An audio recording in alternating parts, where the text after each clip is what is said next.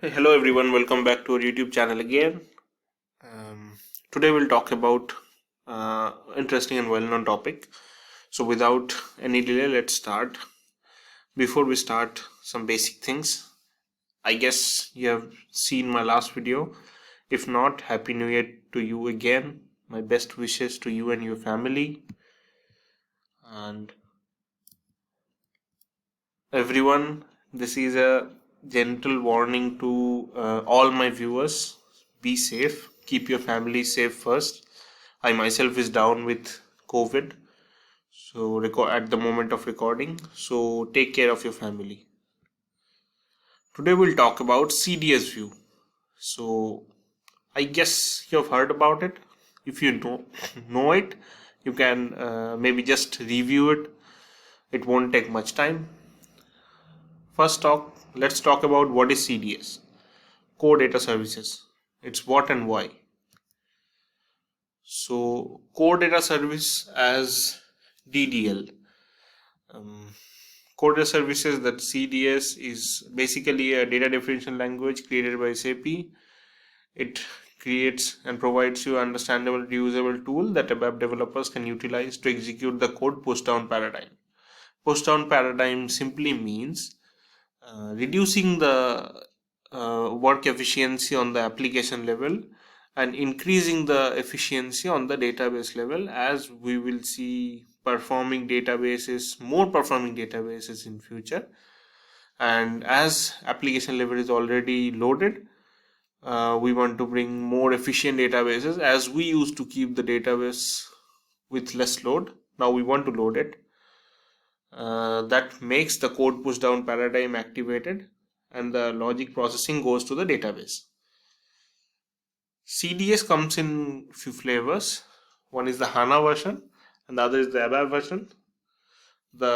Usually developers prefer the ABAP version, as HANA one needs native one knowledge, native skill. So the basics of CDS will be explained in this video. I'll make another video about the advance of the SQL and annotations and all those stuff. So for the basics, you can watch and create it for your hands down friend.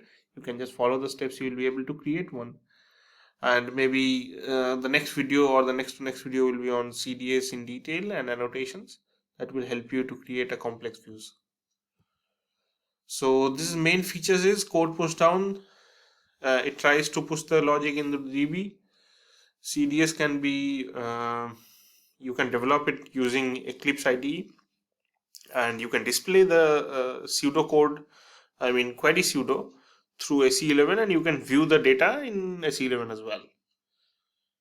CDS is an OpenDDL standard, so that means we ideally use in HANA, but you will be able to use it with all the databases while you're using the updated SAP products, the NetWeaver products on the application level. So CDS came into realization in the SAP system version 7.4 service pack 5 onwards. So this is the basic data we're bringing. So this is the Eclipse Workspace. You have to connect with your system. In this case, I have the connection established with the system in TRL, that is the BTP system.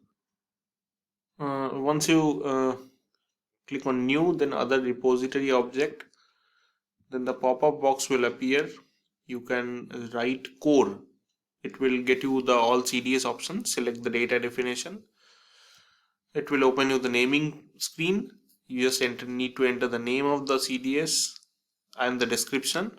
That means text that you keep for reference. It will open the CDS view, the logic. Here the first line is an annotation. The first 5 lines is annotations.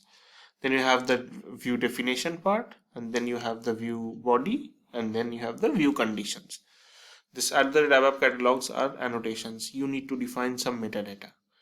The first line defines the view name. That means what the DDIC view will be created by the name of. So my view will be ZSSGCDSTEST. So that will be the view name, and these are the default conditions that Eclipse pass from view creation step, and then I have the definition of the view. That's the view name, and then you have I have mentioned the table name which I have data fetched from. Select from the table name Z4064_SCAR. As you know, it's a BTP system, very less data is there. I just selected these two columns, and I have saved it.